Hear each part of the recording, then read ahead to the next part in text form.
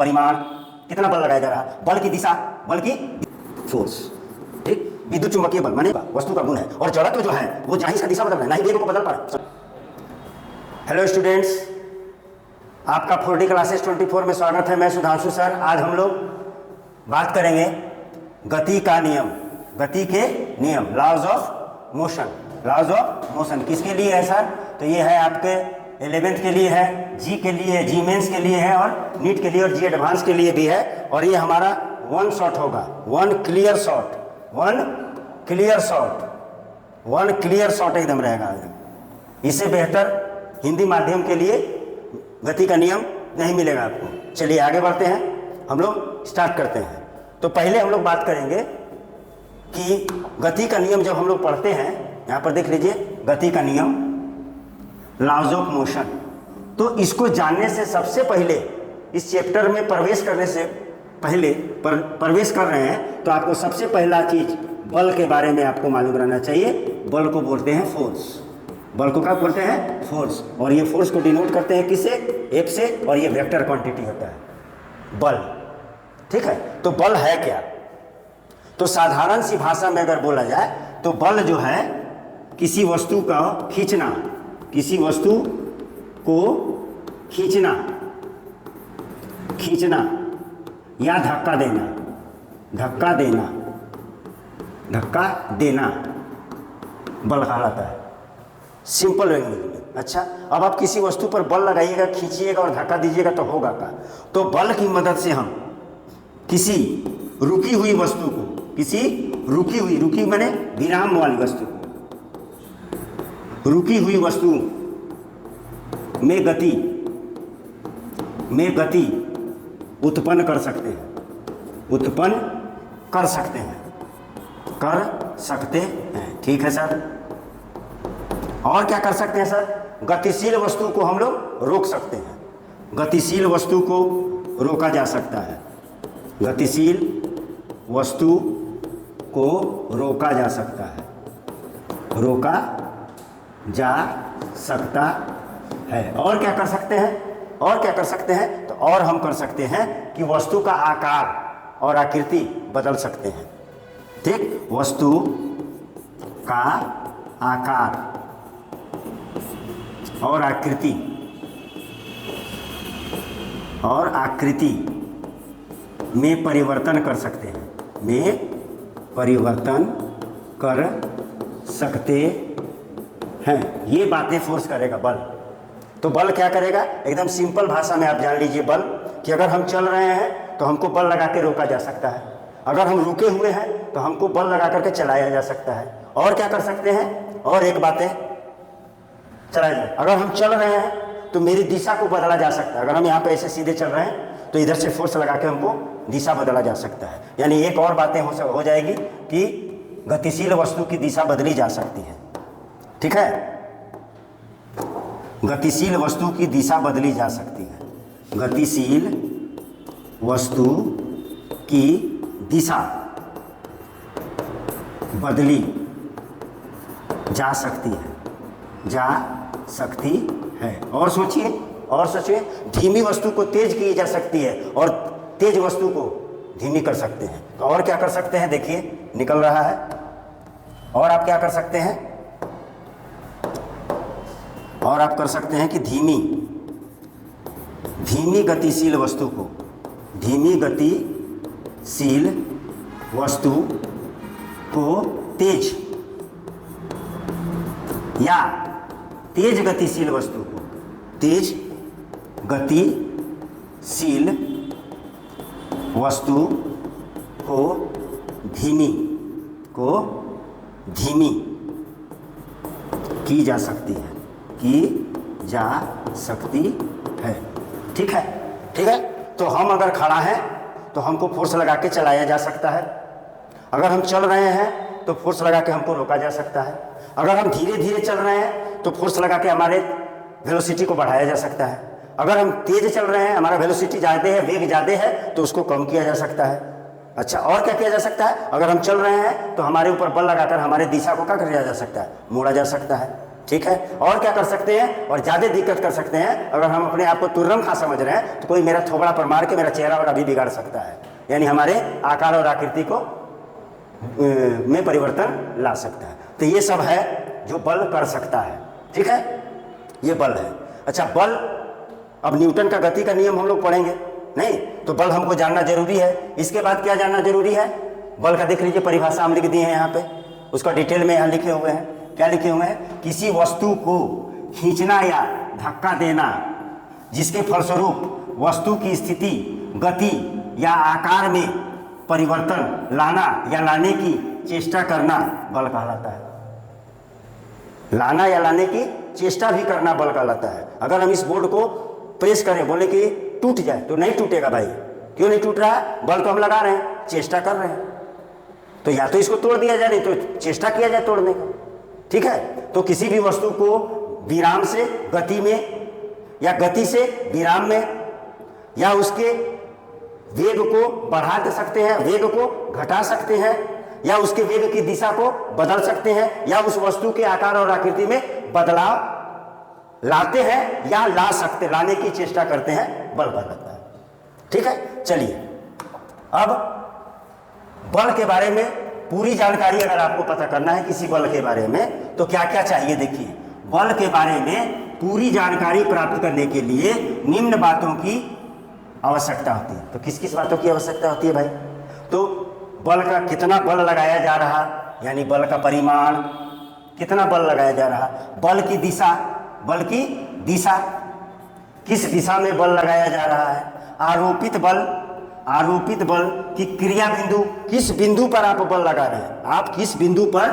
बल लगा रहे हैं, आप इस पर बल लगा रहे हैं, इस बिंदु पर, उस बिंदु को जानना जरूरी है। और ये वाला जो टर्म है, तीसरा जो टर्म है, इसको अगर आप अच्छा तरह से समझिएगा कि बल किस बिंदु पर लग रहा, बल किस बिंदु पर लग रहा, तो ये चैप्टर जो है कार्य, ऊर्जा और शक्ति, और दूसरा एक चैप्टर है घूर्णन, रोटेशन, उसमें जब जाइएगा तो ये तीसरा जो बात है वो आपको समझ में अच्छी तरह से आएगा, ठीक है।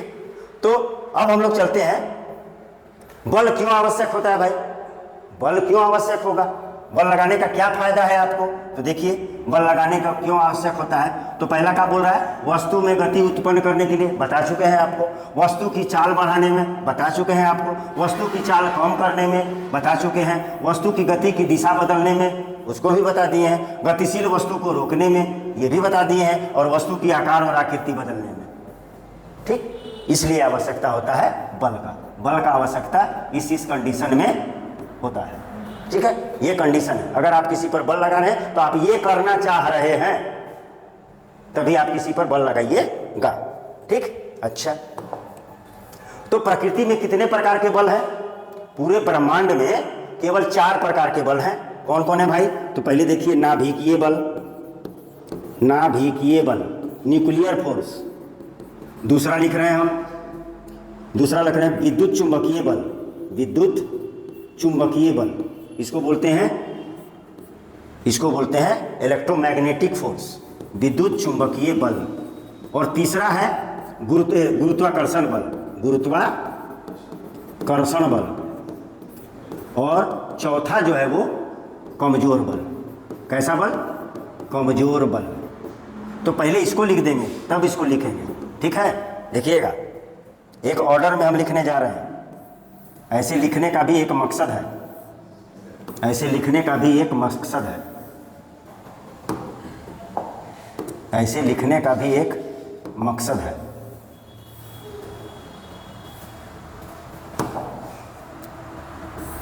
ऐसे लिखने का भी एक मकसद है। कौड़ गए, ठीक। कौन बल, न्यूक्लियर फोर्स, कौन बल, न्यूक्लियर फोर्स, न्यूक्लियर फोर्स, ठीक। विद्युत चुंबकीय बल माने इलेक्ट्रोमैग्नेटिक फोर्स, इलेक्ट्रोमैग्नेटिक फोर्स। और ये जो है वो वीक फोर्स, वीक फोर्स। और ये है ग्रेविटेशनल फोर्स, ग्रेविटेशनल फोर्स, ठीक, ठीक है। तो प्रकृति में कुल 4 प्रकार के ही बल हैं, नाभिकीय बल, विद्युत चुंबकीय बल, नाभिकीय बल, विद्युत चुंबकीय बल, कमजोर बल, गुरुत्वाकर्षण बल। तो नाभिकीय बल कहाँ मिलता है? देखिए नाभिकीय बल, ये नाभिक में आपको पता है प्रोटॉन और न्यूट्रॉन होता है, इसमें मिलता है नाभिकीय बल। गुरुत्वाकर्षण विद्युत चुंबकीय बल, और विद्युत चुंबकीय बल कहाँ मिलेगा? दो गो आगे से रहेगा Q1 Q2 और इसके बीच का डिस्टेंस r होगा। Fe बराबर विद्युत बल K Q1 Q2 by R square. और मैग्नेटिक फोर्स जो होता है वो होता है F बराबर Q V vector cross B vector. ये होता है चुंबकीय बल, ये चुंबकीय बल और ये विद्युत बल। वीक फोर्स आपको आएगा जब कंपाउंड बनाइएगा तब उसमें आएगा। ग्रेविटेशनल फोर्स का फॉर्मूला होता है F बराबर G M1 M2 by R square. पूरा ब्रह्मांड में जो बल लगता है, पूरा ब्रह्मांड जो संतुलित है वो इसी बल से संतुलित है। और इसका फिगर अगर बनाना चाहे तो ये M1 होगा और यहाँ पे M2 होगा और ये बीच का डिस्टेंस R है। ठीक है, तो प्रकृति में 4 प्रकार के बल हैं, नाभिकीय बल, विद्युत चुंबकीय बल, कमजोर बल और गुरुत्वाकर्षण बल। और सबसे ताकतवर जो बल है वो ये है, कौन? नाभिकीय बल। इससे कमजोर ये है और इससे कमजोर ये है। और सबसे कमजोर कौन बल है? गुरुत्वाकर्षण बल। सबसे कमजोर बल होता है गुरुत्वाकर्षण बल। ठीक है, तो ये हुआ प्रकृति में 4 प्रकार के बल। ठीक, अच्छा ये तो आप जान रहे हैं कि नाभिक में होगा, ये भी जान रहे हैं। अच्छा कमजोर बल जान रहे हैं कि यौगिक बनेगा, केमिस्ट्री में अणु बनेगा। गुरुत्वाकर्षण बल जान रहे हैं कि पृथ्वी और सूर्य के बीच, पृथ्वी और चंद्रमा के बीच बल। ठीक, तो ये जो ज़्यादातर जो भी फोर्स, अभी हम थोड़ा देर बाद देखेंगे कि बहुत प्रकार के फोर्स होगा। ज़्यादातर फोर्स जो हम लोग कुछ अलग प्रकार का फोर्स का नाम देंगे वो सब इसमें आएगा, विद्युत चुंबकीय बल में आएगा। चलिए नेक्स्ट बातें करते हैं। अब न्यूटन का जो नियम है उसको जानने से पहले आपको जड़त्व जानना जरूरी है। क्या जानना जरूरी है? जड़त्व। तो जड़त्व क्या होता है? जड़त्व को हम बोलते हैं इंग्लिश में इनर्शिया। ठीक, इनर्शिया जो है ये बोलता है कि किसी भी बॉडी का, किसी भी वस्तु का यह एक गुण है। क्या है? यह एक गुण है जो बोलता है कि अगर हम विराम में हैं तो भैया हमको विराम में रहने दो, और अगर एक समान चाल से सीधी रेखा में चल रहे हैं तो हमको चलने दो। यह है इनर्शिया। ठीक, इनर्शिया कोई या जड़त्व कोई भौतिक राशि नहीं होता, किसी भी वस्तु का एक गुण होता है, प्रॉपर्टी होता है, और बोलता है कि हम अगर विराम में हैं सर तो हमको विराम में रहने दिया जाए, अगर एक समान चाल से हम सीधी रेखा में चल रहे हैं तो हमको चलने दीजिए सर। ये होता है इनर्शिया। ठीक है, और इनर्शिया भौतिक राशि नहीं होता है, उसका कोई मात्रक और बीमा नहीं होता है। ठीक है, तो जड़त्व के बारे में देखिए हमने लिख रखा है। क्या है जड़त्व? क्या है? वस्तु का वह प्राकृतिक गुण। कैसा गुण? प्राकृतिक गुण। ऐसा नहीं कि बाहर से कोई गुण भर दिया गया। प्राकृतिक गुण जो अपनी प्रारंभिक विरामावस्था और एक समान गति अवस्था या दिशा में परिवर्तन का विरोध करता है, जड़त्व कहलाता है। बोलेगा सर हम रुके हुए हैं तो विराम में, तो विराम में रहने दीजिए, एक समान चाल से चल रहे हैं तो हमको चलने दीजिए। ठीक, और कहीं पे मुड़ रहे हैं तो हमको मुड़ने दीजिए, दिशा भी बदलने दीजिए। ठीक है, आप टेंशन मत लीजिए, बल्ब लगाने का जरूरत नहीं है, मत लगाइए हमारे पर। ठीक है, ये है आपका जड़त्व। तो जड़त्व क्या है? कोई भौतिक राशि नहीं है, इसका कोई मात्रक और बीमा नहीं होगा। ये किसका प्रॉपर्टी है? ये प्रॉपर्टी है किसका? वस्तु का गुण है। और जड़त्व जो है वो समानुपाती होता है। किसका? द्रव्यमान का। किसका समानुपाती होता है? द्रव्यमान का। यानी द्रव्यमान बड़ा होगा, द्रव्यमान ज्यादा होगा तो जड़त्व भी क्या होगा? ज्यादा होगा, और द्रव्यमान कम होगा तो जड़त्व भी कम होगा। इसका मतलब अगर हम बोल दें कि एक ट्रक खड़ी है और बगल में हम खड़े हैं तो ट्रक का जड़त्व ज्यादा होगा और मेरा जड़त्व कम होगा। ठीक है, यानी जड़त्व को आकार और आकृति से लेना देना नहीं है। जड़त्व को आकार और आकृति से लेना देना नहीं है, केवल द्रव्यमान से मतलब है उसको, जड़त्व को। ठीक है, अच्छा ठीक है, ट्रक चल रहा है और हम भी चल रहे हैं तो इस स्थिति में भी ट्रक का जड़त्व ज्यादा होगा और मेरा जड़त्व कम होगा, क्योंकि इसको गति से भी मतलब नहीं है, इसको केवल द्रव्यमान से मतलब है, इसको केवल द्रव्यमान से मतलब है। ठीक है, तो चलिए जड़त्व कितना प्रकार का होता है? तो जड़त्व 3 प्रकार का होता है, विराम जड़त्व, गति जड़त्व और दैशिक जड़त्व।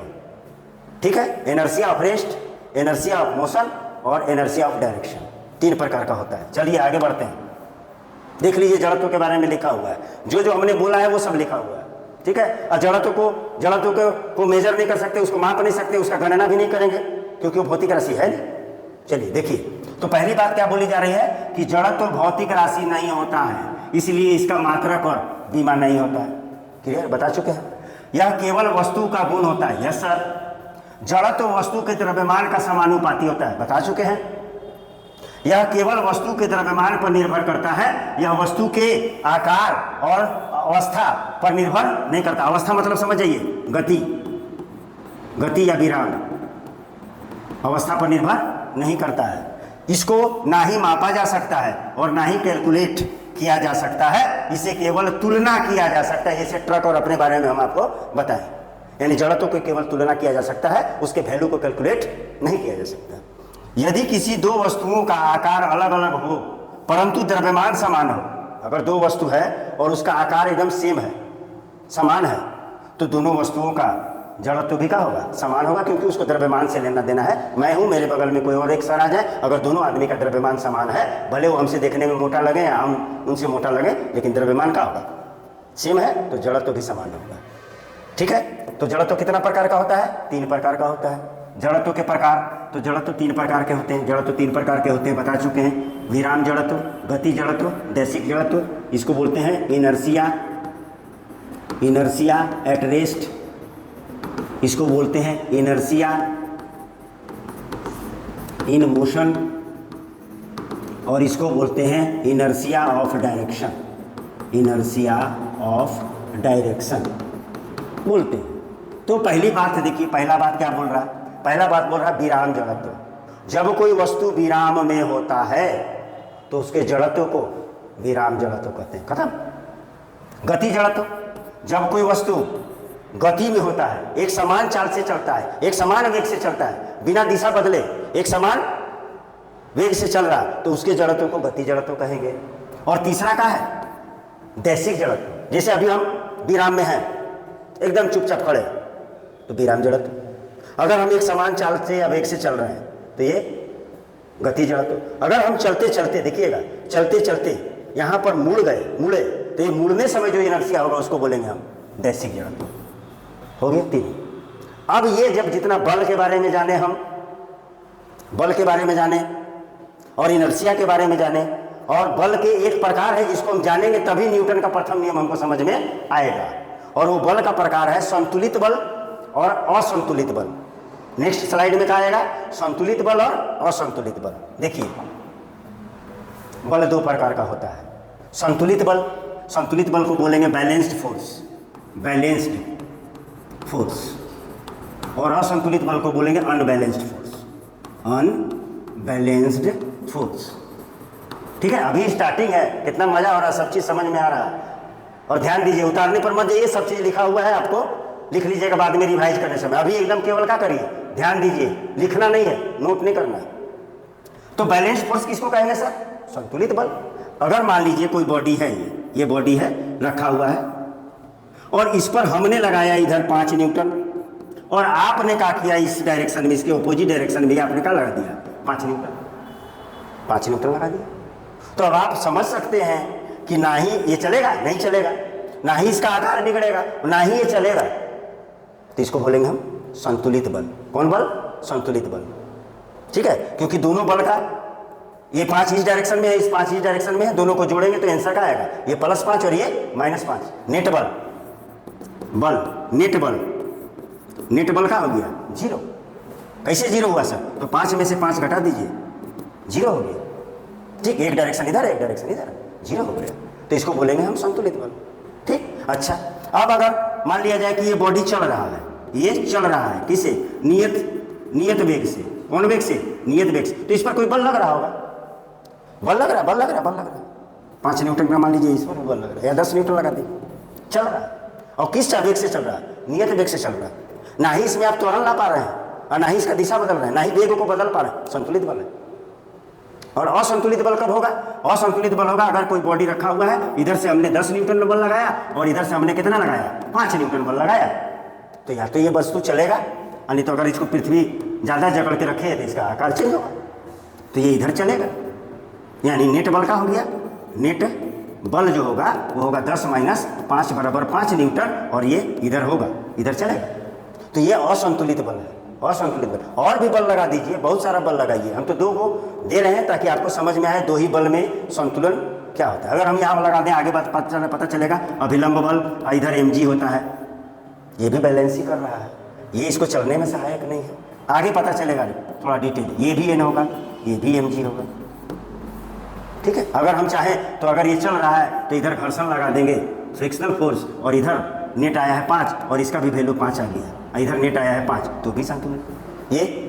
ये संतुलित नहीं है, ये अगर 2 होगा तो असंतुलित हो जाएगा। अगर इधर फ्रिक्शनल फोर्स लग ही नहीं रहा, 0 है, तब ठीक है, संतुलित बल होगा। ये सब संतुलित बल है, ठीक। आगे बढ़ते हैं। अब आपका जब आपने जान गया बल का परिभाषा, बल के बारे में अच्छा से जान गए, जड़त्व के बारे में जान गए, और बल के 2 प्रकार जान गए, संतुलित बल और असंतुलित बल, तब जाके आपको न्यूटन का प्रथम नियम समझ में आएगा।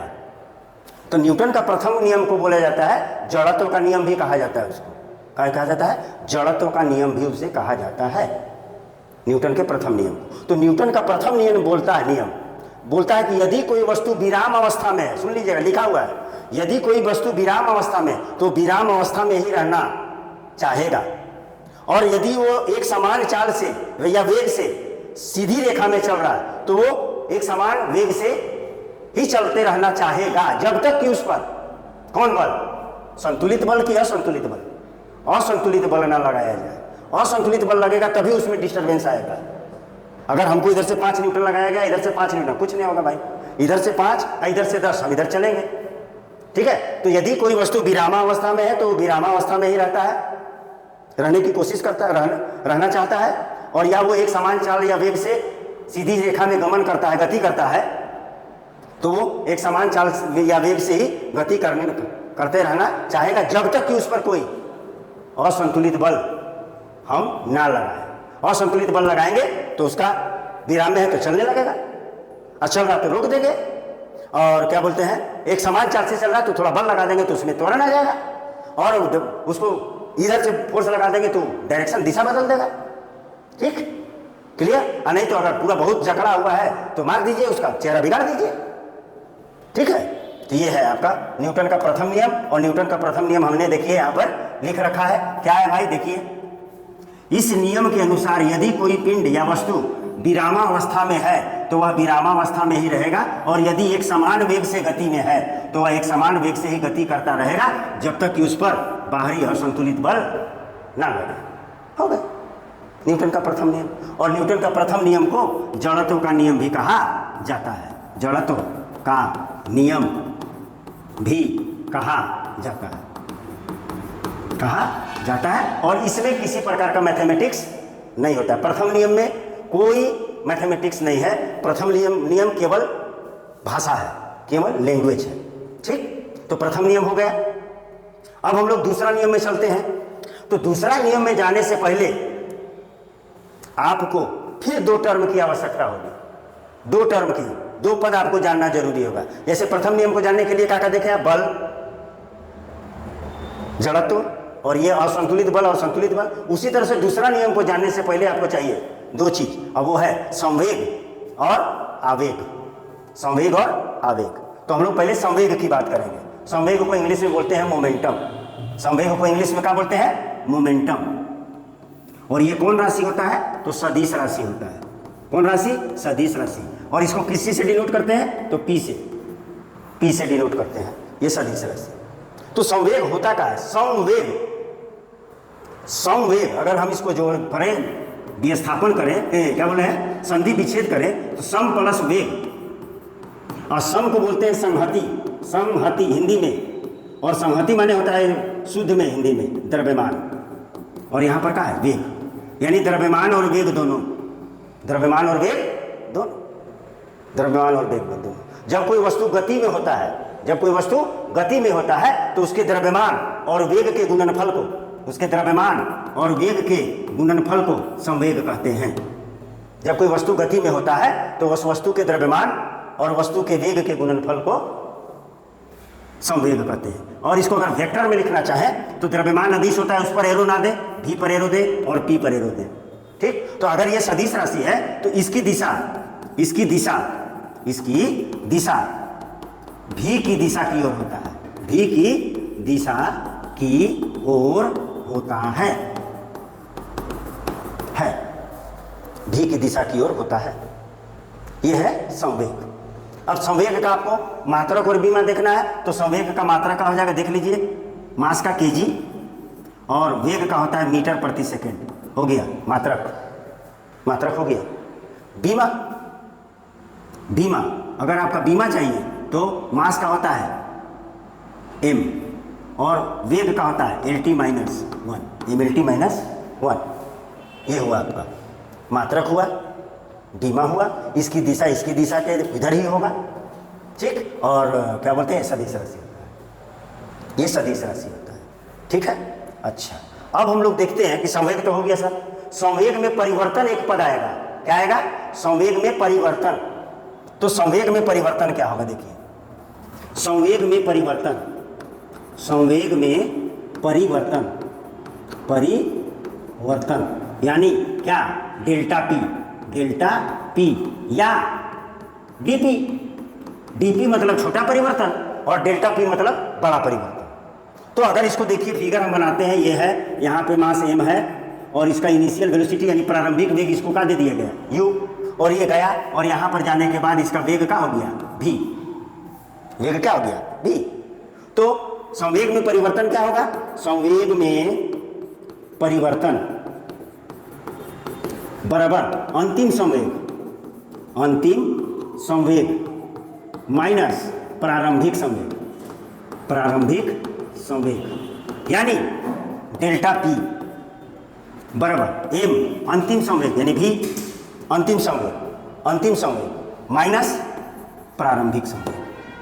आप इसको ऐसे भी लिख सकते हैं, डेल्टा पी बराबर p इनिशियल और p फाइनल अंतिम संवेग माइनस प्रारंभिक संवेग। ये भी लिख सकते हैं आप, ये भी लिख सकते हैं आप, और आपका मन करे तो आप भी लिख सकते हैं, dp बराबर, वेक्टर दें अथवा ना दें, dp बराबर p final minus p initial यानी dp बराबर mv माइनस mu। ये छोटा है, छोटा संवेग में परिवर्तन है, और ये बड़ा वेग संवेग में परिवर्तन। ये बड़ा परिवर्तन है, बड़ा परिवर्तन किस में, संवेग में, और ये जो है वो छोटा परिवर्तन है, छोटा परिवर्तन यानी टाइम कम लिया है, टाइम कम लिया है, ये छोटा परिवर्तन है, छोटा वेग, यानी इतना बड़ा नहीं है, इतने दूर में बात कर लिया है, ठीक। अगर आप इसको वेक्टर में डिनोट करना चाहते हैं तो कर दीजिए, vector vector vector vector vector vector, ठीक है। ये वेक्टर नोटेशन है, और चाहे तो आप केवल परिमाण लिखें जो इसके पहले हमने लिखा था। तो संवेग में परिवर्तन ये हुआ, और संवेग का मात्रक का आता है केजी मीटर पर सेकंड, बीमा MLT माइनस 1, और संवेग में परिवर्तन का भी वही मात्रक और बीमा होगा, ठीक। अब संवेग में परिवर्तन हो गया। अब हम लोग बात करते हैं इस संवेग और गतिज ऊर्जा के बीच संबंध क्या होगा, relation between momentum and kinetic energy. संवेग तथा गतिज ऊर्जा में संबंध, गतिज ऊर्जा में संबंध, relation between momentum and kinetic energy. तो आपको काइनेटिक एनर्जी को हम ई के लिख दे रहे हैं, यानी गतिज ऊर्जा बराबर होता है हाफ mv स्क्वायर। दोनों तरफ m से, किसे, m से गुना करने पर, काहे गुना करिएगा सर, काहे गुना करिएगा सर, गुना करने पर। तो यहाँ पर m से गुना करेंगे तो m स्क्वायर v स्क्वायर होगा, देखिए गुना कर दिए, और इधर तो कर दिए, ठीक। तो ये देख लीजिए आप, ये क्या ये संवेग का स्क्वायर नहीं होगा, होगा। तो यहाँ होगा हाफ mv का स्क्वायर, और ये m इंटू ई के, और आप इसको लिख सकते हैं हाफ p स्क्वायर। संवेग होता है p बराबर mv p square m into के। आप यहाँ से बात कर सकते हैं, आप बोल सकते हैं, क्या बोल सकते हैं, p स्क्वायर। अगर इसको 2 को इधर ले जाइए तो हो जाएगा p स्क्वायर बराबर 2m e के, 2m e के, और इधर p स्क्वायर बच गया। तो p बराबर आप लिख सकते हैं √2m e के। ये रिलेशन हो गया, ये रिलेशन हुआ मोमेंटम और काइनेटिक एनर्जी, यानी संवेग और गतिज ऊर्जा के बीच संबंध होगा। ठीक, ये जानना जरूरी है न्यूमेरिकल बनाने में। ठीक, चलिए आगे। अब हम लोग आवेग की बात करेंगे। किसकी बात करेंगे? आवेग। देखिएगा, आवेग। अब हम लोग बात करते हैं आवेग का। तो आवेग ला देते हैं, आवेग ला देते हैं। देखिए आवेग, ये आवेग है और ये भी कौन राशि है? सदिश है। ठीक, कोई कोई इसको जे से डिनोट करता है या कोई कोई आई से ही डिनोट करता है, सदिश राशि है। और ये बोलता है बल और समय के गुणनफल को आवेग कहते हैं। देख लीजिएगा, एफ बराबर क्या होता है? M A. ध्यान दीजिएगा, यहीं से लाएंगे हम आवेग का डेफिनेशन। तो एफ बराबर एम, और आप सरल रेखा में गति में पढ़े हैं, ए बराबर होता है v minus you by T. ठीक है, अब इस टी को यहाँ लेके आ जाते हैं क्रॉस मल्टीप्लिकेशन, तो ये हो जाएगा एफ टी बराबर एम, गुना कर दीजिए एम भी माइनस एम यू। तो ये क्या है आपका? संवेग में, संवेग में क्या है? अभी देखे हैं आप, परिवर्तन, संवेग में परिवर्तन। और ये वाला जो है बल गुने समय, यही वाला क्या है आपका? आवेग। क्या है? आवेग। ये है आवेग। ठीक है, ये आवेग है। तो आवेग को हम लोग बोलेंगे आई से, आई से हम डिनोट कर देते हैं, आई बराबर F into T, F into T, ये आवेग है। और ये वेक्टर क्वांटिटी है तो आप इसमें मार सकते हैं। इसका यूनिट होगा न्यूटन टाइम का सेकंड, न्यूटन सेकंड। और डायमेंशन क्या हो जाएगा? डायमेंशन हो जाएगा M L T minus two into T. तो ये हो जाएगा आपका M L T minus one. और आपको समझ में आ रहा है कि संवेग में परिवर्तन का जो मात्रक और बीमा होगा वही इसका होगा, यानी संवेग का जो मात्रक और बीमा होगा वही आवेग का होगा। ठीक है, तो आवेग में, आवेग बराबर आ गया फोर्स गुने समय। तो किसी वस्तु पर आरोपित बल और कितना समय तक, कितना टाइम तक उस पर बल लगाया गया है, उसी को गुना कर दिया जाएगा तो आवेग प्राप्त हो जाएगा। तो आवेग का परिभाषा बोला जाएगा कि किसी वस्तु पर लगाए गए बल और समय के गुणनफल को आवेग कहा जाता है। मात्रक और बीमा वही होगा जो उसका होगा। तो आई बराबर होता है बाबू, आई बराबर integration F dot D T, और यहाँ पर T1 होगा और यहाँ पर T2 होगा। छोटा छोटा काम करेंगे तब। बल जब परिवर्तनशील बल होगा तब ये लगाएंगे, नहीं तो डायरेक्ट कांस्टेंट नियत बल रहेगा तो ये डायरेक्ट फार्मूला लगेगा, ये डायरेक्ट लगेगा। कब? जब बल नियत होगा तब। और जब बल का होगा, वेरी करेगा, परिवर्तनशील होगा बल, तब ये फार्मूला लगाएंगे। और इसका भी आंसर वही होगा। कौन सी होगा? एम भी माइनस एम यू, यानी संवेग का परिभाषा, संवेग का फार्मूला ये हुआ। और ये देख लीजिए क्या बोल रहा है, लंबाई गुने चौड़ाई। अगर इसका हम ग्राफ बनाना चाहें तो देखिएगा, इधर क्या है आपका dt और इधर क्या है आपका फोर्स। ठीक है, और यहाँ पर कोई ग्राफ ले लेते हैं और ये यहाँ से यहाँ तक होगा और ये ऐसे ऐसे, अगर आप इंटीग्रेशन पढ़े हैं अच्छा से तो ये होगा। ठीक है, लंबाई गुने चौड़ाई माने क्षेत्रफल, यानी कौन सी बताएगा? f और t का क्षेत्रफल निकाल लीजिएगा तो भी आपको आवेग मिल जाएगा। ठीक है, तो इसका मतलब आपको आवेग बराबर हुआ, आवेग बराबर आपको फॉर्मूला मिला एफ इंटू टी। कब? कब? जब बल नियत होगा। और क्या आया? F dot D T. कब? जब बल वेरिएबल होगा। वेक्टर देना चाहते हैं तो दे दीजिए, वेक्टर देना चाहते हैं तो दे दीजिए, इसी को आई लिख देते हैं, दे दीजिए। बराबर क्या बोल रहा है? एम भी माइनस एम यू, एम भी माइनस एम यू। और यहाँ भी वेक्टर देना चाहते हैं तो दे दीजिए। बराबर क्या बोल रहा है? बराबर बोल रहा है एफ टी, ग्राफ का क्षेत्रफल, ग्राफ का क्षेत्रफल निकलेगा। ये है आवेग। ठीक है, तो अब आवेग हो गया, संवेग हो गया। अब हमको चाहिए न्यूटन का दूसरा नियम। तो न्यूटन का दूसरा नियम क्या बोलता है देख लीजिए। न्यूटन का दूसरा नियम,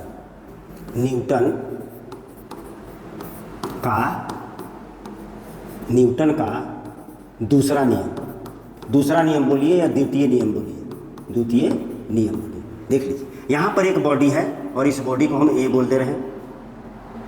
ठीक, और इसमें क्या होगा? संवेग पैदा होगा, यानी पी होगा पर। ठीक है, फोर्स लगेगा तो न्यूटन का दूसरा बल बोलता है कि बल जो है वो बल का परिभाषा बताता है। न्यूटन का दूसरा नियम बल का परिभाषा बताता है।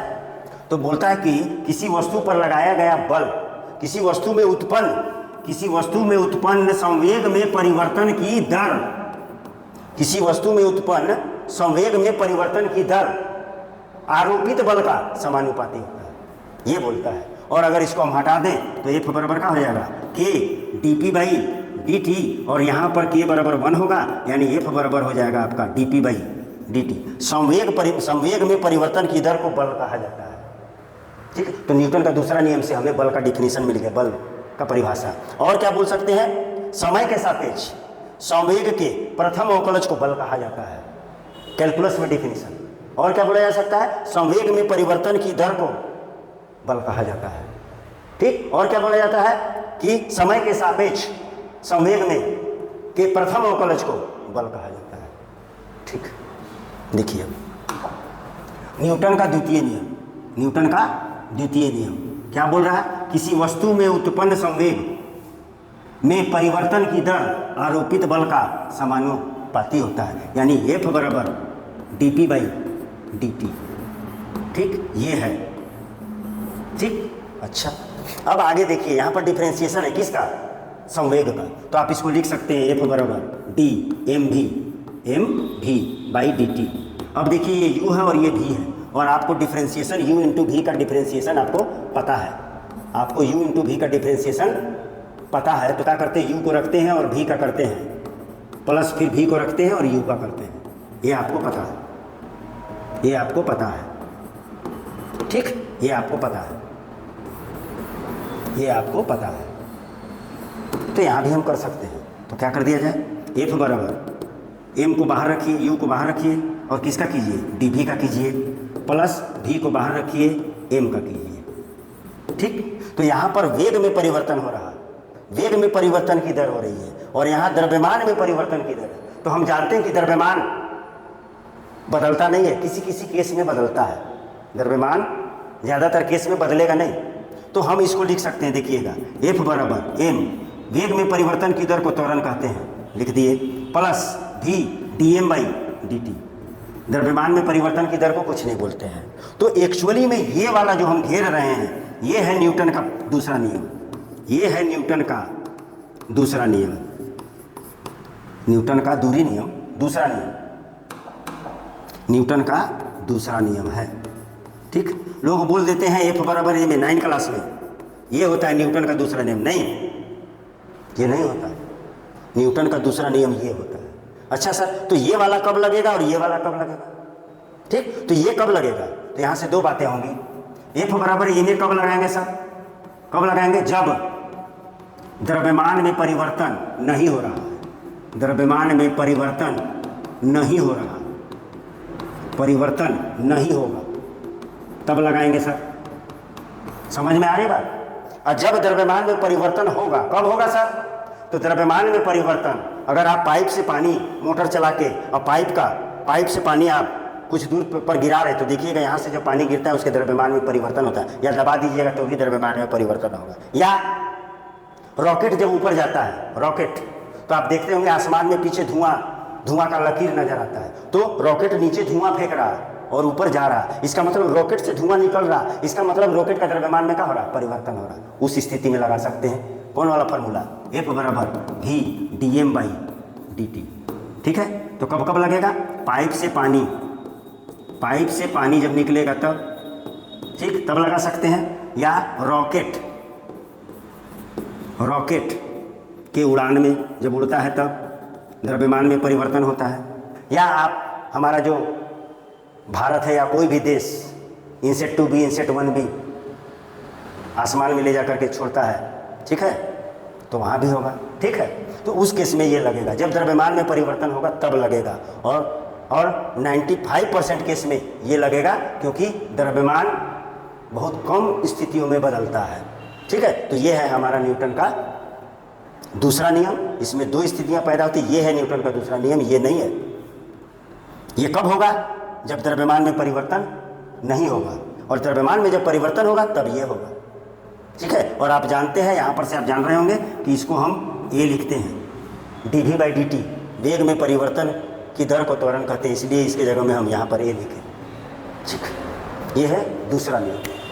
ठीक, अब हम लोग आगे बढ़ते हैं, देखा जाए क्या क्या बात होता है। अब हमारे पास आता है न्यूटन का तीसरा नियम। ठीक, तो न्यूटन का तीसरा नियम, तो न्यूटन का तीसरा नियम जानना है हमको, क्या बोलता है ये। देखिए, अगर ये कोई बॉडी है और ये है और ये बी है, ठीक है, और ये बॉडी अलग अलग है, अलग अलग है, तो ये इस पर क्या लगाएगा, फोर्स लगाएगा इस पर, तो क्या हो जाएगा, एफ किस पर लगा रहा, बी पर, कौन लगा रहा है, ए, और ये इस पर लगाएगा तो हम बोलेंगे एफ ए, कौन लगा रहा है, बी लगा रहा है। ठीक, और अलग अलग बॉडी है, तब ये बोला जाता है कि एफ ए बी या बी ए, एफ बी ए बराबर एफ ए बी, लेकिन दिशा का होता है विपरीत होता है। तो बोला जाता है कि अगर दो वस्तुएं अलग अलग हो, दो वस्तुएं अलग अलग हो, तब प्रत्येक क्रिया के बराबर और विपरीत प्रतिक्रिया होती है। ये बोला जाता है न्यूटन का तीसरा नियम। दोनों वस्तुएं अलग अलग होनी चाहिए। ठीक है, इसका कंडीशन हम आपको बताएंगे। पहले आपको बात समझ में आ जानी चाहिए कि ये बोला जा रहा है प्रत्येक क्रिया के बराबर और विपरीत प्रतिक्रिया होती है। यह है न्यूटन का तीसरा नियम। ठीक, तो हमने प्रथम नियम देख लिया, द्वितीय नियम देख लिया और तृतीय नियम देख लिया। अब हम बात करते हैं कि भैया, और इसको जो हो, इसको हम बोलते हैं, इसको जो बोलते हैं हम लोग बोलते हैं क्रिया प्रतिक्रिया युग्म, क्रिया प्रतिक्रिया युग्म, और इंग्लिश में बोला जाता है action reaction pair, action reaction pair. ठीक, तो एक्शन रिएक्शन पेयर में क्या होना चाहिए, दोनों वस्तु अलग अलग होना चाहिए, और दोनों जो बल लगा रहा है दोनों बल का नेचर एक जैसा होना चाहिए, प्रकृति एक जैसा होना चाहिए।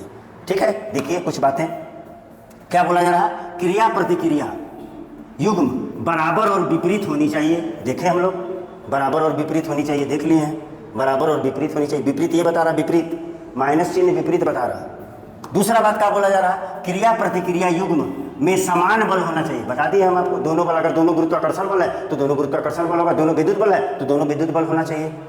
दोनों क्या बोलते हैं कि मस्कुलर फोर्स है, माने क्या बोलते हैं, तो आपका ताकत है, तो दोनों वैसा ही रहना चाहिए। ठीक, क्रिया प्रतिक्रिया बल अलग अलग वस्तुओं पर कार्य करती है, एक वस्तु पर कार्य नहीं करती है। सारी बातें हमने आपको बता दी। ठीक, अब हम लोग चलते हैं कि सर चार प्रकार के तो बल हम लोग देख लिए। कौन कौन बल प्रकृति में जो है, कौन कौन, नाभिकीय बल, विद्युत चुंबकीय बल, कमजोर बल और गुरुत्वाकर्षण बल। सबसे कमजोर गुरुत्वाकर्षण बल। ठीक, और ज्यादातर अब जो बल हम लोग देखेंगे जिससे हमको इस चैप्टर में सामना करना पड़ेगा, उस बल के बारे में जिक्र करेंगे। अब वो सारा बल आएगा विद्युत चुंबकीय बल में ही आता है। ठीक है, तो चलिए हम लोग वन बाई वन, अगर गति के नियम या न्यूटन्स लॉ ऑफ मोशन में अगर आपको न्यूमेरिकल लाना चाहते हैं, तो आपको जितना प्रकार का बल अभी बताएंगे उसको पूरा डिटेल में पढ़ लीजिएगा, समझ लीजिएगा, और जब हम इसका न्यूमेरिकल डालेंगे, PYQ डालेंगे, तो आपको सारी बातें समझ में आने लगेगी कि सर यहाँ क्या हो रहा है, यहाँ क्या हो रहा है। ठीक है, तो इसमें न्यूमेरिकल हम नहीं डाले हैं। इसके बाद वाला लेक्चर में इस गति के नियम का पूरा एकदम PYQ डालेंगे हम आपको। IITG का भी रहेगा, नीट का भी रहेगा। ठीक है, कुछ अच्छा प्रॉब्लम भी रहेगा। ठीक है, और वहाँ बनाएंगे तो आपका क्लियर हो जाएगा। इसको रिवीजन कर लीजिएगा जब ये खत्म हो जाएगा। तो अभी लिखना नहीं था, मना कर दिए थे, रिवीजन के समय में लिखिएगा, सब चीज़ लिखा हुआ है बोर्ड पे। चलिए नेक्स्ट बढ़ते हैं। अब बल के और प्रकार हम लोग देखते हैं कि क्या क्या होता है। अभी तक हम बल के प्रकार कौन कौन देखे हैं, हम बल के प्रकार एक ही को देखे हैं। अब पहले तो प्रकृति में चार प्रकार के होते तो हो गया, लेकिन इस चैप्टर में मुख्य रूप से बल के प्रकार हम लोग देखे संतुलित बल और असंतुलित बल। अब ये दूसरा प्रकार आ रहा है। ठीक है, तो दूसरा प्रकार का बल कौन बल है, क्षेत्रीय बल, यानी उसमें संपर्क नहीं होगा। और दूसरा का है संपर्की बल। कौन बल, संपर्की, ऐसे संपर्की बल। ठीक, तो असंपर्की बल, कौन बल, असंपर्की बल, यानी कांटेक्ट नहीं रहेगा, कांटेक्ट नहीं रहेगा। जैसे कौन कौन भैया, तो क्षेत्रीय बल। क्षेत्रीय बल माने वो हम खड़ा है और मेरा कहीं पे क्षेत्र बना हुआ है, उस क्षेत्र में कोई आएगा उस पर बल लगेगा। ठीक, तो क्षेत्रीय बल कौन कौन होता है सर, तो देखिए गुरुत्वाकर्षण बल, गुरुत्वाकर्षण बल बोलिएगा सर कैसे, तो देख लीजिए पृथ्वी और सूर्य के बीच में बल लगता है, उस दोनों में कोई संपर्क नहीं है। प्रत्येक आदमी एक दूसरे आदमी पर बल लगाता है, दूर से संपर्क में नहीं है। ठीक, और दूसरा का है सर गुरुत्व बल। गुरुत्व बल माने, गुरुत्व बल क्या होता है, फोर्स ऑफ ग्रेविटी, यानी अगर हम किसी भी वस्तु को यहाँ से अगर इसी वस्तु को छोड़ दें तो ये पृथ्वी इसको अपनी ओर खींच लेगी, इस बल को गुरुत्व बल कहेंगे। और यहाँ भी संपर्क पृथ्वी और इस पेन से कोई लेना देना, डायरेक्ट लिंक नहीं है, ठीक। उसके बाद कौन आएगा? विद्युत बल। विद्युत बल भी क्या होता है? असंपर्की बल होता है। और क्या आएगा? और आएगा चुंबकीय बल। चुंबकीय बल, ये सब बल का आएगा असंपर्की बल है, माने दो वस्तुओं के बीच में संपर्क नाम का कोई चीज नहीं है। यदि दो वस्तुओं के बीच में संपर्क ना हो और उनके बीच में आकर्षण या प्रतिकर्षण का बल लगता है तो वैसे बल को असंपर्की बल कहा जाता है। कोई डायरेक्ट लिंक नहीं रहेगा। संपर्की बल, तो संपर्की बल तो आपको समझ में आ गया होगा जब इसको जान गया। तो संपर्की बल किसे कहेंगे? जब दो वस्तु एक दूसरे से क्या रहेगा? कनेक्टेड रहेगा, जुड़ा हुआ रहेगा, तो उनके बीच जो बल लगेगा उसको हम लोग संपर्की बल कहेंगे। कैसे? जैसे तनाव बल। कौन बल? तनाव बल। तो तनाव बल समझ रहे हैं? मान लीजिए ये छत है और यहाँ से आपने पंखा को लटकाया या किसी भी बॉडी को लटका दिया है यंत्र विमान का, तो इस डोरी में तनाव आएगा, तनाव बल संपर्क में है, तनाव बल। स्प्रिंग बल, स्प्रिंग बल, स्प्रिंग को भी दबाइएगा तो वहाँ पर बल लगाएगा, स्प्रिंग को दबाइएगा तो आपको बल लगा के बाहर फेंकेगा और खींचिएगा तो अंदर खींचेगा, स्प्रिंग बल, ठीक है। और अभिलंब बल, अभिलंब बल वही बोले थे, एन और नीचे एम बी एम जी, अभिलंब बल। और घर्षण बल, घर्षण बल, घर्षण बल, घर्षण बल देखिए ये कोई वस्तु है, इसका द्रव्यमान है और ये रुखड़ा है, आपने इसको बल लगा के इधर से खींचा तो यहाँ पृथ्वी के सतह के नजदीक के समानांतर एक बल लगेगा और इस बल को हम लोग बोलते हैं घर्षण बल। तो देख लीजिए संपर्क में तो है ही, पृथ्वी और वस्तु संपर्क में है, संपर्क बल है, ठीक है। तो दो प्रकार के बल हो गए, संपर्की और असंपर्की, और असंपर्की को ही क्षेत्रीय बल कहते हैं, ठीक। फील्ड फोर्स इसको बोलेंगे फील्ड फोर्स, और इसको बोलेंगे नॉन कॉन्टैक्ट फोर्स, इसको संपर्की बल यानी कॉन्टैक्ट फोर्स, ठीक है। फिर और बल के प्रकार देखिए, फिर बल के प्रकार आ गया संरक्षी बल। संरक्षी बल को बोलते हैं कंजर्वेटिव फोर्स, कंजर्वेटिव फोर्स। और असंरक्षी बल को बोलते हैं non conservative force, non conservative force, ठीक। तो इस दोनों बल का उपयोग, इस दोनों बल का उपयोग कौन कौन चैप्टर में होगा आपको? तो चैप्टर किस किस चैप्टर में होगा? तो चैप्टर देख लीजिए किस में होगा।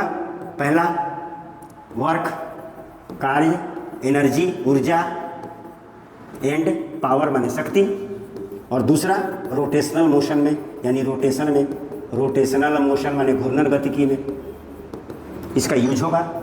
तो यहाँ जानना जरूरी भी है थोड़ा मोड़ा और नहीं भी है। तो ये संरक्षी बल किसे कहते हैं? वैसा बल जिसके द्वारा किया गया कार्य रास्ता पर निर्भर नहीं करता। मोटा मोटी जानना है, ज़्यादा नहीं जानना है, इस चैप्टर में मिलेगा।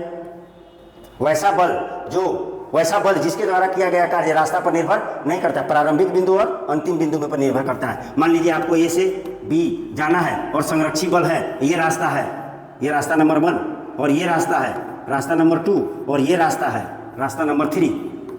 तो बोलेगा वर्क डन, मैंने कार्य कर रहे हैं किसके? 1 बराबर W2 बराबर W3। केवल ये प्रारंभिक बिंदु और अंतिम बिंदु पर निर्भर करेगा, प्रारंभिक बिंदु और ये अंतिम बिंदु पर निर्भर करेगा, ठीक। इसको रास्ता से कोई लेना देना नहीं।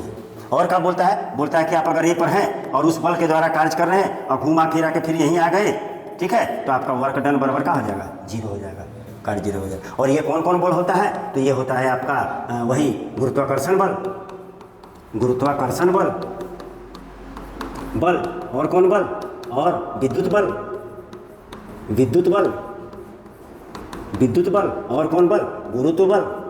ये सब आपको वहाँ मिलेगा कार्य, ऊर्जा और शक्ति में, ठीक है। स्प्रिंग बल, स्प्रिंग बल, स्प्रिंग बल, ये सब क्या है? संरक्षी बल, ठीक। और असंरक्षी जो संरक्षी ना हो, यानी रास्ता पर निर्भर करता है, रास्ता पर निर्भर करता है।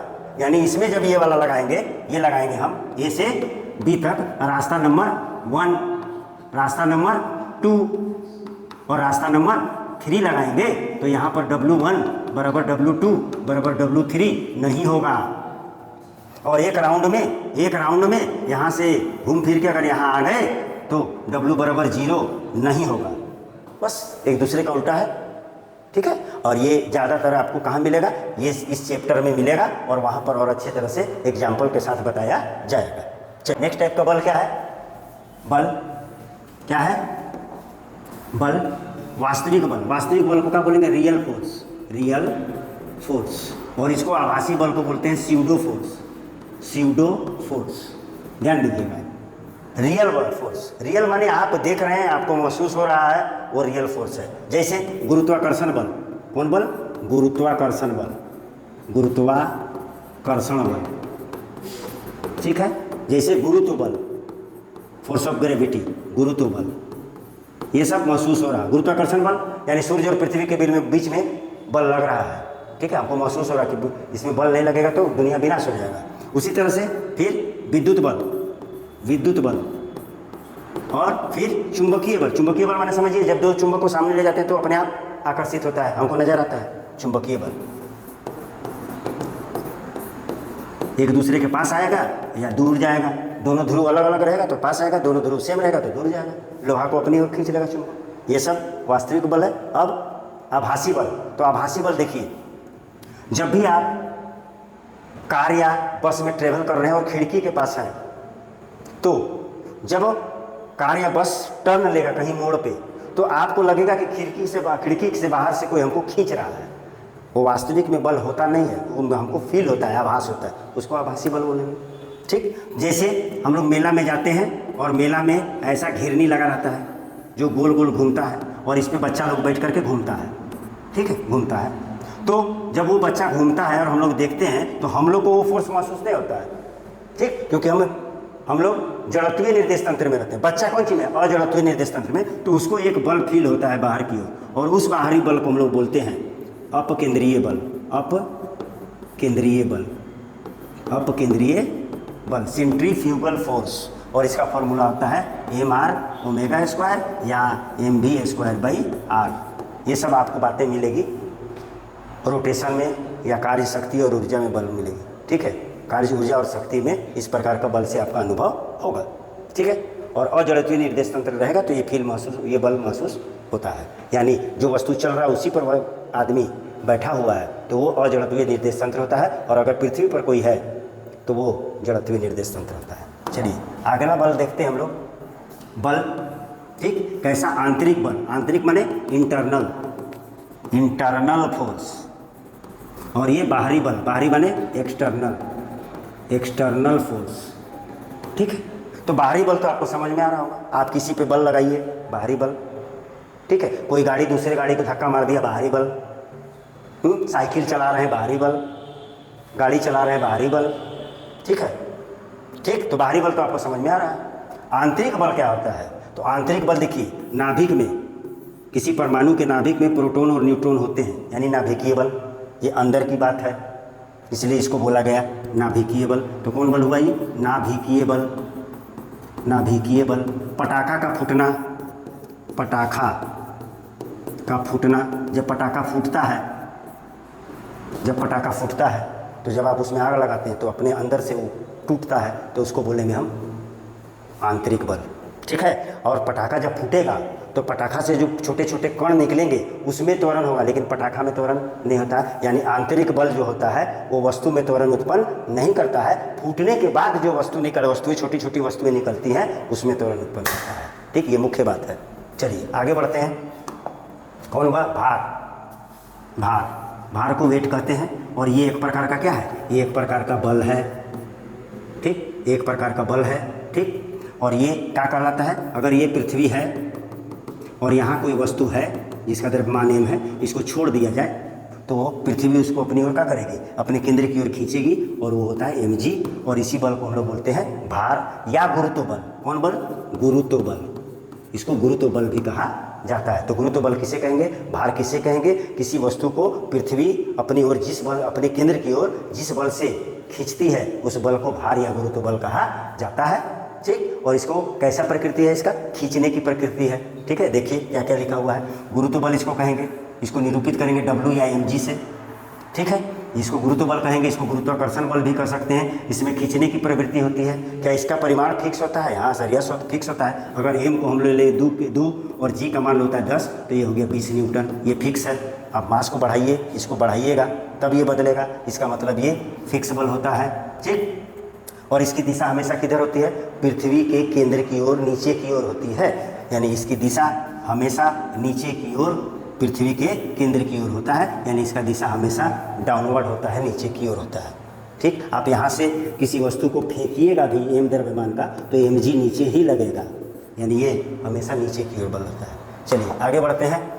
आगे क्या है? अभिलंब बल। अभिलंब बल का जिक्र हम इसी लेक्चर में पीछे किए हुए हैं। तो अभिलंब बल, ठीक, अभिलंब बल को नॉर्मल फोर्स कहते हैं। इसको कोई कोई एन से सूचित करता है और कोई कोई आर से सूचित करता है। और अभिलंब बल के बारे में बोले हैं कि अगर ये कोई टेबल है और इस पर कोई वस्तु रखा हुआ है mg, एम द्रव्यमान का कोई वस्तु रखा हुआ है, एम द्रव्यमान का कोई वस्तु रखा हुआ है, तो इसको पृथ्वी खींचेगी, mg से खींचेगी। अगर केवल पृथ्वी का बल लगता तो ये वस्तु जो है वो टेबल तोड़ते हुए पृथ्वी से जाकर टकराती, लेकिन ऐसा होता नहीं है। तो ये इधर एक बल लगेगा अभिलंब, और जो 90 डिग्री पर लगेगा, इसलिए इसका नाम का दिया गया। कितना डिग्री पर लग रहा? सतह से 90 डिग्री पर लग रहा, इसलिए इसका नाम दे दिया गया अभिलंब बल। अगर ये विराम में है, अगर ये वस्तु चल वल नहीं रहा है तो n बराबर mg होगा, n बराबर mg होगा। ठीक है, तो ये कैसा बल है? तो विद्युत चुंबकीय बल है। कैसा बल है? विद्युत चुंबकीय बल है। क्या ये धक्का दे रहा है? यस सर, ये अभिलंब बल धक्का दे रहा है, यही वाला अभिलंब बल है, धक्का देगा। ठीक है, तो धक्का देने वाला बल है। परिमाण इसका फिक्स नहीं होता, परिमाण फिक्स नहीं होगा। इसकी दिशा हमेशा संपर्क सतह के तल के लंबवत होता है, संपर्क सतह के तल के लंबवत होता है, 90 डिग्री पर होता है। चलिए आगे देखते हैं। आगे बोला गया तनन बल। तनन बल को हम बोल सकते हैं तनाव बल, तनाव बल, और इसको सूचित करते हैं टी से, टेंशन फोर्स टी से सूचित किया जाता है। जैसे देख लीजिए, अगर ये छत है और छत में किसी हुक से लगा हुआ कोई रस्सी है और यहाँ पे कोई वस्तु लटका हुआ है एम द्रव्यमान का, तो इधर कितना होगा? mg होगा, पृथ्वी खींचेगी और इस डोरी में तनाव आएगा, वो इसको हम टी बोलेंगे। और तनाव बल हमेशा वस्तु के सतह से बाहर की ओर होता है, वस्तु के सतह से बाहर की ओर होता है उसकी दिशा। ठीक है, या आप यहाँ पर चढ़ जाइए और यहाँ पर छाता खोलिएगा तो छाता ऐसा खुलेगा। ठीक है, तो तनाव बल जो होता है वो हमेशा वस्तु से बाहर की ओर होता है, और ये भी विद्युत चुंबकीय बल होता है, यही आपका तनाव बल है। ठीक है, अच्छा, तो तनाव बल हमेशा खींचेगा, कभी भी ढकेलेगा नहीं। अगर ढकेलेगा तनाव बल तो रस्सी मुड़ जाएगा, तो कहाँ से धक्का देगा? ठीक है, यानी रस्सी स्लैग कर जाएगा। यानी एक ऐसा बल है, विद्युत चुंबकीय बल है, खींचने वाला बल है। हाँ सर, खींचने वाला बल है। परिमाण फिक्स नहीं होता है सर, ये क्रिया प्रतिक्रिया बल होता है, लेकिन ये वाला क्रिया प्रतिक्रिया बल नहीं होगा। ये जो बल है ये क्रिया प्रतिक्रिया बल नहीं होता है, क्योंकि एक वस्तु पर नहीं लगता है। ये इम्पोर्टेंट बात है, ये क्रिया प्रतिक्रिया बल नहीं होता है, क्योंकि ये अलग अलग वस्तु पर नहीं लगता, एक ही वस्तु पर लगता है, इसलिए ये क्रिया प्रतिक्रिया बल नहीं होता। लेकिन ये वाला क्रिया प्रतिक्रिया बल होता है, क्योंकि ये रस्सी है और ये वस्तु द्रव्यमान अलग चीज़ है, अलग अलग बॉडी पर लग रहा है, इसलिए क्रिया प्रतिक्रिया बल होता है। और इसकी दिशा हमेशा वस्तु के सतह से बाहर की ओर होती है और रस्सी के अनुदिश होती है, रस्सी पर ही लगती है। इसकी दिशा हमेशा रस्सी के अनुदिश और वस्तु से दूर होता है। ठीक है, चलिए नेक्स्ट चलते हैं। नेक्स्ट क्या है? आदर्श रस्सी। रस्सी आदर्श नाम का तो कोई चीज़ होता नहीं है, लेकिन मान लेते हैं कि अगर कोई रस्सी है और वो आदर्श रस्सी है, तो आदर्श रस्सी रहेगा तो उसमें द्रव्यमान को हम नगण्य मानेंगे, उसमें फैलाव नाम का चीज़ नहीं होगा, यानी वो लंबा नहीं होगा। ठीक है, और इनएक्सटेंसिबल, यहाँ पेंसिबल लिखा हुआ है, टेंसिबल होगा। तो रस्सी आदर्श रस्सी में क्या होगा? मासलेस होगा। क्या होगा? मासलेस। मासलेस माने द्रव्यमान नहीं, द्रव्यमान है लेकिन ना के बराबर मानना है, द्रव्यमान ना के बराबर मानना है, ताकि हमारे कैलकुलेशन में इसका कोई प्रभाव ना पड़े, हमारे न्यूमेरिकल सॉल्यूशन में कोई प्रभाव ना पड़े, ये हम लोग मान रहे हैं। ठीक, अस इनएक्सटेंसिबल टी है यहाँ पे, इनएक्सटेंसिबल माने रस्सी में फैलाव नहीं होगा, रस्सी में फैलाव नहीं होगा। फैलाव माने लंबा नहीं होगा, फैलाव नहीं होगा या होनी चाहिए, यानी लंबा नहीं, लंबी ना हो, जब उसमें तनाव पड़े तो लंबा ना हो, बढ़े ना। ठीक, तो इनएक्सटेंसिबल होता है। फ्लेक्सिबल माने एकदम जिधर मन चाहे उधर मोड़ देते हैं, तो रस्सी को आप जिधर मन चाहे मोड़ दे सकते हैं। ठीक है, जैसे आप अगर चाहें तो देखिए, यहाँ एक घिरनी है और ये एक रस्सी लगा हुआ है और इसमें M1 है, और यही रस्सी को हम मोड़ करके यहाँ ले जा सकते हैं, और ये तो इसलिए ये क्या है? फ्लेक्सिबल है, मोड़ सकते हैं। और यहाँ पर टेंशन होगा और यहाँ पर टेंशन होगा। ये वाला M2 है तो ये M2G होगा, और ये वाला M1 है तो M1G होगा। और चूंकि रस्सी एक ही रस्सी है, इसलिए दोनों रस्सी में तनाव सेम होगा। अगर रस्सी अलग अलग होगा तो तनाव अलग अलग होगा। स्मूथ होगा यानी चिकना होगा, घर्षण नहीं होना चाहिए। अगर ये रुखड़ा होगा तो घर्षण होगा, जिस पे चलेगा यहाँ पे घर्षण होगा, तो चिकना होनी चाहिए। ठीक, आगे देखते हैं हम लोग। आगे है घर्षण बल। Frictional force. तो घर्षण बल क्या होता है, जब कोई वस्तु किसी दूसरे वस्तु पर रखा जाए तो इस पर क्या हो जाएगा, इधर अभिलंब बल लगेगा और इधर mg लगेगा। और मान लीजिए आप इधर फोर्स लगा दिए, कौन फोर्स, बाहरी बल लगा दिए, तो ये इधर चलेगा, ये इधर चलेगा। यानी जब इस दोनों वस्तुओं के बीच सापेक्षिक गति होगा तो एक बल यहाँ पे इसके अनुदिश दोनों वस्तुओं के संपर्क सतह के कौन सी, टेंजेंट स्पर्श रेखा के अनुदिश जो बल लगता है उसको हम लोग घर्षण कहते हैं। अगर ये चलेगा तो यहाँ गतिज घर्षण होगा, नहीं चलेगा तो स्थितिज घर्षण होगा। घर्षण नेक्स्ट लेक्चर में हम घर्षण का पूरा वन शॉट लाएंगे, वहाँ पर इसकी बातें होंगी। तो घर्षण बल किसे कहते हैं, घर्षण बल उसे कहते हैं जब दो वस्तुएं आपस में सापेक्षिक गति करती हैं तो उनके संपर्क सतह में गति, सापेक्षिक गति के विपरीत दिशा में जो बल लगता है उस बल को हम लोग घर्षण बल कहते हैं। ठीक है, आगे बात करते हैं। आगे है स्प्रिंग बल। कौन बल, स्प्रिंग बल। देखिएगा, तो अगर मान लीजिए ये दीवार है और इसमें क्या लगा हुआ है, स्प्रिंग लगा हुआ है, और स्प्रिंग नियतांक K होता है, और आपने इसको बल लगाकर क्या किया, खींचा, तो बल लगाकर खींचा तो ये बढ़ जाएगा। क्या हो जाएगा, बढ़ जाएगा। कितना बढ़ गया सर, तो x बढ़ गया सर। और स्प्रिंग क्या करेगा, जब आप खींचिएगा तो स्प्रिंग इधर एक फोर्स लगाएगा और जिसको हम लोग बोलते हैं स्प्रिंग बल। अगर आप इसी को आप क्या करिएगा, दबाइएगा तो सिकुड़ जाएगा, तो इसका K है, तो ये जब सिकुड़ेगा आप इधर बल लगाइएगा तो स्प्रिंग इधर बल लगाएगा, स्प्रिंग बल। और स्प्रिंग बल से संबंधित हुक्स नामक वैज्ञानिक ने एक नियम दिया था जिसको हम अभी बताएंगे। तो क्या ये कैसा बल होता है, स्प्रिंग बल को कौन चीज़ से निरूपित करते हैं, हम लिख सकते हैं Fs या बड़ा F इंटू एस लिख सकते हैं, इस माने स्प्रिंग। ठीक, और ये क्या होता है, आरोपित बल के विपरीत दिशा में होता है। हाँ, विद्युत चुम्बकीय बल होता है, ऐसा यह होता है। आप इसको धक्का भी देने में इस्तेमाल कर सकते हैं और खींचने में भी खींचा जा सकता है। नहीं तो आप इसको क्या कर सकते हैं, खींच सकते हैं और दबा भी सकते हैं इससे। ठीक, इसका परिमाण प्रसार या संपीड़न पर निर्भर करता है। प्रसार माने फैलना और संपीड़न माने सिकुड़ना। इसका जो परिमाण है स्प्रिंग बल का परिमाण उसके प्रसार और संपीड़न पर निर्भर करता है, यानी x पर निर्भर करता है। किस पर, x पर निर्भर करता है। ठीक, इसकी दिशा हमेशा स्प्रिंग के अनुदिश होती है, स्प्रिंग पर ही लगती है। अगर खींचिएगा तो अंदर की ओर लगेगा, दबाइएगा तो बाहर की ओर लगेगा। ठीक है, और इससे संबंधित हुक्स साहब ने एक नियम दिया और उस नियम का नाम है हुक का नियम। और वो बोले कि स्प्रिंग फोर्स जो है वो समानुपाती होता है x के, और ये x क्या है, या तो प्रसार है या संपीड़न है। या तो आप दबा रहे हैं, प्रसार माने खींचना और संपीड़न माने दबाना। और इसी को यहाँ से हटा दिया जाए समानुपाती, तो बराबर में K होता है और ये x होता है और ये होता है ये स्प्रिंग नियतांक इसको कहते हैं, स्प्रिंग नियतांक। और ये किसी पर निर्भर नहीं करता, ये जिस वस्तु से स्प्रिंग बना है उस पर निर्भर करता है। स्प्रिंग बना है उस वस्तु के प्रकृति पर निर्भर करता है। ठीक है, प्रकृति पर निर्भर करता है और किसी पर निर्भर नहीं करता है। और यहाँ पर माइनस का साइन देंगे क्योंकि ये विरोध करता है। आप बाहर खींचिएगा तो ये पीछे अंदर बल लगाएगा, और आप अगर उसको दबाइएगा तो बाहर बल लगाएगा। ये विरोध बताएगा। ये क्या बता रहा, विरोध करता है, अपने में प्रसार और संपीड़न का कार्य करता है, विरोध करता है।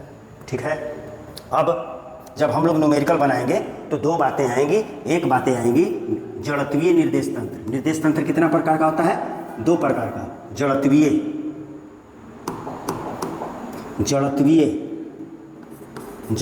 निर्देश तंत्र, और दूसरा होता है अजड़त्वीय निर्देश तंत्र। ठीक, तो जड़त्वीय निर्देश तंत्र में सारा न्यूटन का नियम लगता है। इसमें सभी न्यूटन का नियम लग सकता है, लगता है। और इसमें न्यूटन का नियम नहीं लग पाता है, न्यूटन का नियम नहीं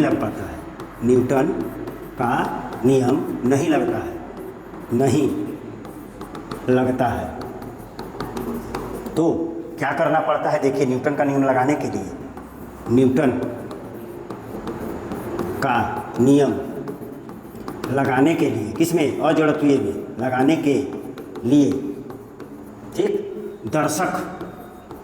दर्शक, दर्शक गतिशील वस्तु पर होगा, गतिशील वस्तु पर होगा, वस्तु पर होगा। और दर्शक के त्वरण की दिशा के विपरीत दिशा में F बराबर ma लगा दिया जाता है, तब इसमें भी न्यूटन का नियम फॉलो होगा। ठीक, इस स्थिति में न्यूटन का नियम फॉलो होगा। एक एग्जांपल हम आपको बता देते हैं शॉर्ट में। ये देख लीजिए, ये आपका लिफ्ट है और लिफ्ट में ये वस्तु है जिसका द्रव्यमान जो लेना है ले लीजिए। कितना? 10 kg ले लीजिए, 10 kg। और यहाँ पर एक आदमी है, यहाँ पर एक आदमी है और इस आदमी को हम बोल दे रहे हैं बी, और यहाँ पर एक आदमी है और इसको हम बोल दे रहे हैं ए। ठीक, अगर ये ऊपर जा रहा लिफ्ट कितना से 2 मीटर प्रति सेकंड स्क्वायर के त्वरण से जा रहा है, तो इसको यहाँ पर एन होगा और ये होगा mg माने 10 गुने जी माने 10 यानी कितना 100। और ए में ए ऊपर लगेगा बल, तो कौन बड़ा है? एन बड़ा है, ऊपर जा रहा है, एन बड़ा है और ये mg छोटा है, बराबर कितना ma। तो एन इसके लिए बात हो रही है, किसके लिए बात हो रही है? इसके लिए, इस दर्शक के लिए बात हो रही है। और ये है जड़त्वीय निर्देश है। ये क्या है? जड़त्वीय निर्देश तंत्र है। ये जड़त्वीय निर्देश तंत्र है। और ये वाला क्या है? ये अजड़त्वीय है, अजड़त्वीय निर्देश तंत्र है। ठीक है, तब n बराबर हो जाएगा mg प्लस ma। कौन देख रहा है? ए देख रहा है, ए देख रहा है। तब क्या हो जाएगा? mg कितना है? 10 गुने 10 प्लस 10 गुने 2 कितना? 100 प्लस 20 120 न्यूटन। कौन देख रहा? ये देख रहा। लेकिन अगर ये देख रहा है तो अगर ये, तो इसको देखने के लिए, यही आंसर लाने के लिए हमको इधर का लगा देना होगा ए में। तब हमारा यहाँ से होगा इसके लिए, किसके लिए? इसके लिए हो जाएगा आपका n बराबर, n ऊपर में है और ये दोनों नीचे में है, तो n बराबर हो जाएगा mg प्लस ma। क्योंकि विपरीत दिशा में हम लोग देख लीजिए, जहाँ ऊपर रहा और विपरीत दिशा में हम ma लगा दिए हैं। ठीक है, तो आप इसको लिखिएगा तो ये हो जाएगा 10 गुने 10 प्लस 10 गुने 2 बराबर ये भी हो जाएगा 120 न्यूटन। ठीक है, तो यहाँ पर इस दर्शक के लिए न्यूटन का नियम, कोई भी नियम लागू नहीं होता। अगर उसको न्यूटन का नियम लगाना होगा तो जिधर ये जा रहा है दर्शक, उसके विपरीत दिशा में ma लगाना होगा। अगर ये दर्शक, ये इसको बोलते हैं हम अजड़त्वीय निर्देश तंत्र। अगर ये है धरती पर है तो धरती को हम जड़त्वीय निर्देश तंत्र मानते हैं, पृथ्वी को, और ये पृथ्वी पर दर्शक है तो इसके लिए सिंपल ये बातें होंगी। ये और ये बी के लिए है, ये फॉर बी के लिए है और ये ए के लिए है। और ए के लिए क्या होगा? इसके लिए ये ऊपर जा रहा, बॉडी ऊपर जा रहा तो ये बड़ा होगा और 100 mg छोटा होगा। यहाँ mg है, mg छोटा होगा बराबर ma होगा। हमने यहाँ सॉल्व किया तो 120 आया और यहाँ 120 आया। अगर जड़त्वीय इसको, इस पर हम ये ma नीचे नहीं लगाते तो ये 100 आता और इसका आंसर कहाँ आता? आया 120। मैच नहीं किया तो मैच होना चाहिए था। इसलिए अजड़त्वीय निर्देश तंत्र, किसमें? अजड़त्वीय निर्देश तंत्र में अगर आपको न्यूटन का लॉ वैलिड करना है, सत्य बनाना है, तो जिधर दर्शक जा रहा है, अगर ऊपर जा रहा तो ma नीचे लगाइए, अगर नीचे आ रहा तो ma ऊपर लगाइए। यानी दर्शक के त्वरण की दिशा के विपरीत दिशा में एक बल लगाइए और इसी बल को हम लोग स्यूडो फोर्स कहते हैं। या ठीक है, आप मैंने कल्पना करके लगाए हैं, नीचे लगाइए। ठीक है, समझ में आ रही बात? तो ये रहा हमारा न्यूटन गति के नियम का वन शॉट, और बहुत मस्त है। इससे बाहर आपके एग्जाम में क्वेश्चन नहीं आएगा। और न्यूमेरिकल जब हम बनाएंगे तो इससे रिलेटेड जब न्यूमेरिकल बनाएंगे तो आपको न्यूमेरिकल भी समझ में आएगा। और फिर से इसको एक बार चला करके आप इसका नोट्स उतार लीजिएगा। और टोटल चीज़ हम आपको दिए हैं, इसमें कुछ छोड़ा गया नहीं है और आपको बहुत फ़ायदा होगा। ठीक है, अगला लेक्चर हम लोग इस पर न्यूमेरिकल लेंगे या फ्रिक्शन लेंगे, घर्षण लेंगे। तब तक के लिए धन्यवाद।